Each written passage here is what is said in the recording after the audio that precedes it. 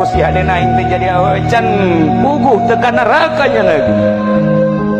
Awas ya, tas awewe lalaki ya, awewe heula.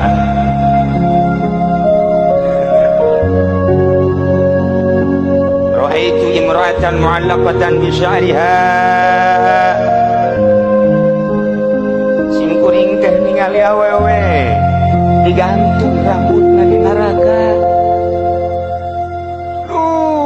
Ya di maguha ngagola embun-embunana. Nek teh cari kumaha cek Kangjeng Nabi.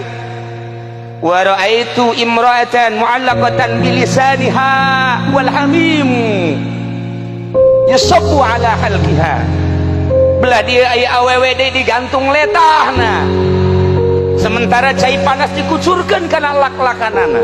Dek teu kumaha cerikna.